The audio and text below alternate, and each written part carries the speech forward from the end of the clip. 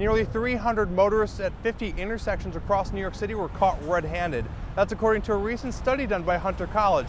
Nearly 1 in 10 drivers run red lights in New York City, while the percentage is even higher than that of cab drivers at 15%. The Department of Consumer Affairs has taken a crooked hot dog vendor off the street after he is caught selling hot dogs to tourists for $30. The city says if you think you've been overcharged, to contact 311. There's a reason why Mayor Bill de Blasio rejected an offer to raise the city's minimum wage to $11.50 per hour. It would cost taxpayers $6 billion in order to maintain the city's FDNY and NYPD pension. According to the Department of Consumer Affairs, not a single pedicab ticket has been issued so far this year, compared to the same time last year in 2014, where only 4 tickets were issued, comparing that to 2013, where 97 tickets were issued. The department is blaming this on the courts for the lack of enforcement. New Yorkers know the panhandlers in Times Square aren't about the entertainment, but they are about the money. And now police say there is a new unsuspecting character that is strolling the streets. They shave their head and they're dressed with yellow robes, and sometimes they have beads, and so those are, actually exactly the same way for the monks.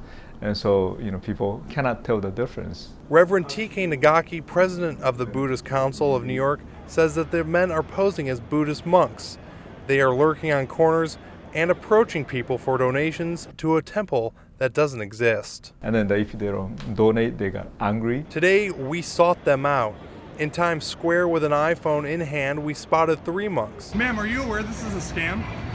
This is a scam. They're not real Buddhist monks. Julian Gale from Brooklyn says she was fooled and is thankful we stepped in. He's showed me a pamphlet, put my name down and put peace and give him $20. I thought it was great because I think you called him out on it. He was running from you and you were asking legitimate questions. Even though panhandling in New York City isn't illegal, aggressive panhandling is. For an example, last year, the NYPD arrested 9 fake monks. This is happening not only in New York, but also San Francisco, Los Angeles, and even other countries. Probably has a negative effect on Buddhism as a whole. People might not trust Buddhists and give them a bad rep. Be aware of these fake monks. Reporting in Times Square, I'm Peter Maxwell.